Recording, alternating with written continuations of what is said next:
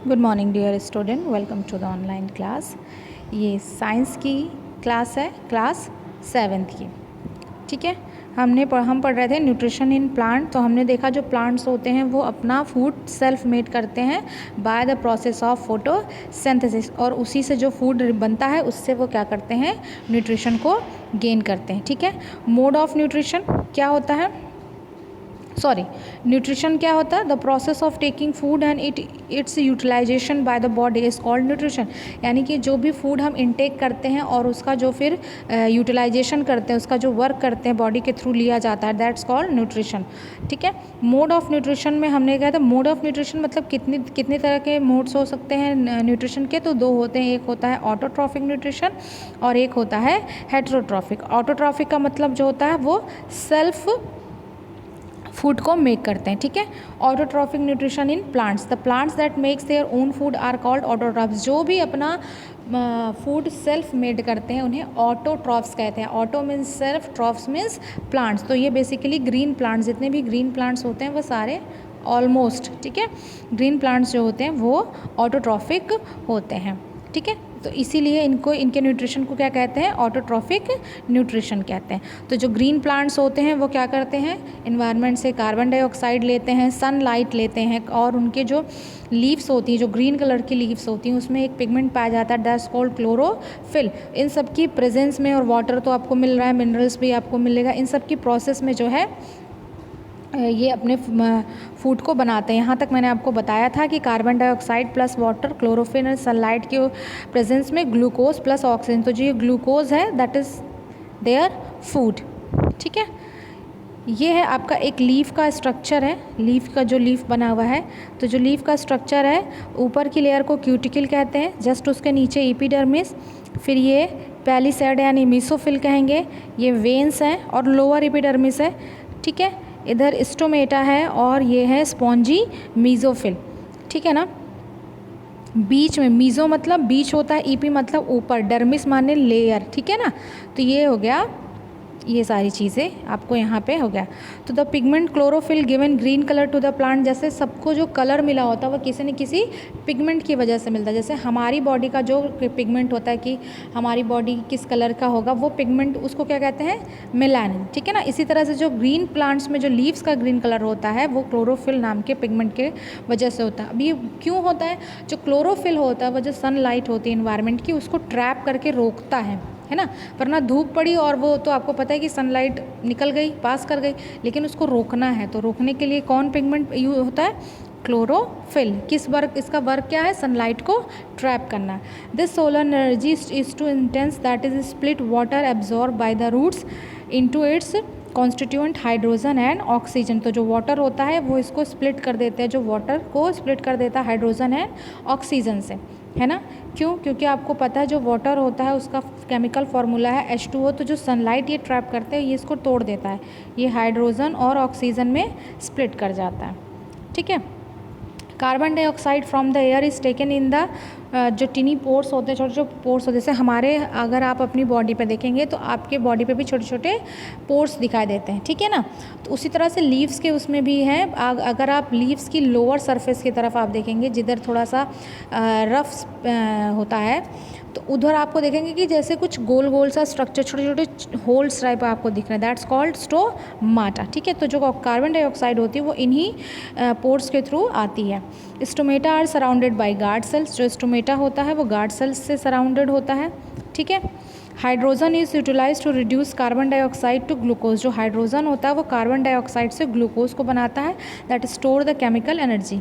The energy for the entire process is provided by sunlight. इस पूरे process में जो ताकत चाहिए, जो एनर्जी चाहिए, वो कौन प्रोवाइड करता है, sunlight. The sun can be considered as a major source of energy for all organism. तो जो सन होता है वो मेजर सोर्स है, सबसे बड़ा सोर्स है एनर्जी का फॉर ऑल ऑर्गेनिज्म, सबके लिए। ठीक है, नेक्स्ट है, oxygen is released as a waste product from the plant body. इस प्रोसेस में जो ऑक्सीजन है वो एज अ वेस्ट प्रोडक्ट होता है, यानी कि वो वेस्ट प्रोडक्ट की तरह निकाल दिया जाता है प्लांट के बॉडी से। और जो कार्बन डाइऑक्साइड है वो लिया जाता है। तो इस तरह से हमारे इन्वायरमेंट में कार्बन डाइऑक्साइड और ऑक्सीजन का बैलेंस होता है, क्योंकि हमें ऑक्सीजन चाहिए, प्लांट को क्या चाहिए, कार्बन डाइऑक्साइड चाहिए। तो इस तरह से एक्सचेंज ऑफर चलता है और वो ऑक्सीजन का प्रोडक्शन करते हैं। इसीलिए कहते हैं कि प्लांट्स, मोर प्लांट्स, ज़्यादा से ज़्यादा प्लांट्स को लगाइए। ठीक है, तो नेक्स्ट है, if photosynthesis is going on in a plant then the leave should be producing sugar, it many leaves as soon as sugar is produce it is turned into starch. ठीक है, तो आपने सीधा सीधा से समझा कि जो मेजर सोर्स ऑफ एनर्जी है दैट इज़ सन की लाइट को कौन ट्रैप करता है, क्लोरोफिल। ट्रैप होने के बाद जो हाइड्रोजन और ऑक्सीजन में स्प्लिट हो जाता है वाटर। ठीक है, और वही हाइड्रोजन जो होता है वो कार्बन डाइऑक्साइड को यूटिलाइज करके क्या बनाता है, ग्लूकोज बनाता है, that is the form of food. ठीक है, अभी क्या है, carbon dioxide and hydrogen can be obtain by the carbohydrate. जो कार्बन, ऑक्सीजन एंड हाइड्रोजन होता है वो कहाँ से मिलता है हमें, कार्बोहाइड्रेट से। Other nutrients like phosphorus, sulphur etcetera are observed by the plant from the soil. ये सारे जो न्यूट्रिशन है ये सॉइल से ले लेता है। Nitrogen can be taken up by the plant directly. जो नाइट्रोजन होती है वो प्लांट डायरेक्टली नहीं ले सकता। जैसे हम ऑक्सीजन जो है वो इन्वायरमेंट से डायरेक्टली एब्जॉर्व कर लेते हैं, लेकिन प्लांट्स जो होते हैं वो नाइट्रोजन को डायरेक्टली एब्जॉर्व नहीं कर सकते। ठीक है ना, तो it is therefore fixed by some bacteria which you will study later in the chapter. जैसे देखिए कि अगर हमसे हाँ, तो जो ये नाइट्रोजन होता है ये लोग डायरेक्टली नहीं, जैसे हमारे पास क्या है, लंग्स हैं। अगर हमको पानी में भेजा जाए तो हम पानी में क्या फ़िश की तरह रह सकते हैं, नहीं, क्योंकि हमारे पास वो ऑर्गन ही नहीं है जिसकी वजह से हम रहें। फ़िश के पास क्या होता है, गिल्स होता है जो पानी के लिए बना हुआ है। अगर उसको डायरेक्ट एयर में ले आएंगे तो वो एयर की ऑक्सीजन को नहीं ले पाएगा। ठीक है, ऑक्सीजन दोनों जगह है, यहाँ पे एयर में डिज़ोल्व है और पानी में वाटर में डिज़ोल्व है। तो because of the organ absence, जो ऑर्गन्स नहीं है उसके थ्रू जिससे हम उसको एब्जॉर्व कर सकते हैं, उसको टेक कर सकते हैं, उसकी वजह से हम उसको नहीं ले सकते। तो उसी तरह से जो प्लांट होते हैं उनमें भी जो डायरेक्ट नाइट्रोजन होती है, वो नाइट्रोजन तो उनके लिए इसेंशियल है, लेकिन जो डायरेक्ट नाइट्रोजन ही जो इन्वायरमेंट में नाइट्रोजन है वो उसको डायरेक्टली नहीं ले सकते।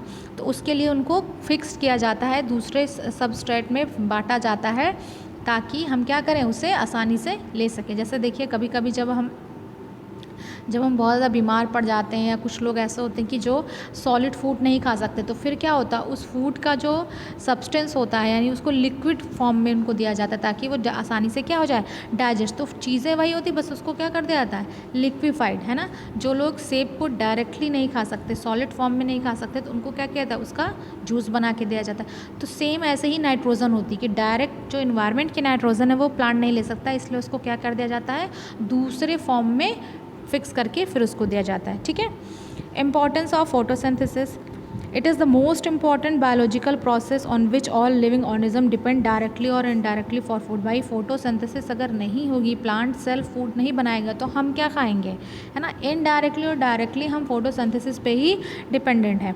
This process maintain the balance of carbon dioxide and oxygen. मैंने अभी भी बताया आपको कि क्या होता है, अगर एक सिर्फ कंज्यूम करता चला जा रहा है और उसका प्रोडक्शन हो ही नहीं रहा है तो एक टाइम तो आएगा ना कि ख़त्म हो जाएगी चीज़ें, तो फिर क्या होगा। तो इसको बैलेंस करने के लिए नेचर ने क्या किया है, फोटोसिंथेसिस प्रोसेस को रखा है ताकि कार्बन डाइऑक्साइड जो हम छोड़ते हैं वो ले और जो ऑक्सीजन बनाते हैं जो हमें चाहिए वो हमें मिले।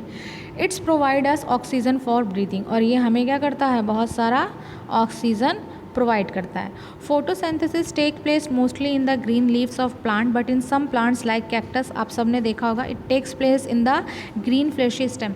जो कैक्टस होता है क्योंकि वो ऐसी जगह पर होता है जहाँ पर पानी की बहुत कमी होती है, जो उसकी लीव्स होती हैं वो कन्वर्ट हो जाती हैं इनटू स्पाइंस। जो उसके कांटे दिखते हैं ना स्पाइंस, वो उसकी एक्चुअली लीव होती है, वो रिड्यूस हो जाती है ताकि उनसे पानी ट्रांसपिरेशन की एक प्रोसेस हो, जैसे हमारे स्वेटिंग होती है बॉडी में, उसी तरह लीव्स में क्या होती है, ट्रांसपिरेशन की एक प्रोसेस होती है जिससे आप एक तरीके से उसको स्वेट बोल सकते हैं। जैसे हमारा स्वेट होता है, स्वेट जिस फॉर्म में बाहर आता है उसी तरह से लीफ भी स्वेट करते हैं यानी ट्रांसपिरेशन करते हैं जिससे पानी का लॉस होता है। तो उस लॉस को रोकने के लिए जो उनकी लीव्स होती हैं उनको क्या कर देता है, वो अपने सरफेस को, एरिया को क्या कर देती हैं, कम कर देती है। जब एरिया कम हो जाएगा तो उसका ट्रांसपिरेशन रेट भी क्या हो जाएगा, कम हो जाएगा।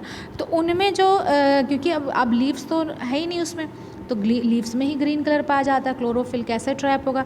तो उसमें जो फोटोसिंथेसिस होती है, तो उसकी स्टेम होती है ना ग्रीन कलर की फ्लैशी, वहाँ पर होती है। ठीक है, तो ये आपने पूरा फोटोसिंथेसिस का प्रोसेस समझ लिया। अब इसके आगे का जो है हम नेक्स्ट क्लास में पढ़ेंगे कि ऑटोट्रॉफ्स तो हमने पढ़ लिया, अब नेक्स्ट है हमारा हेट्रोट्रॉफ्स।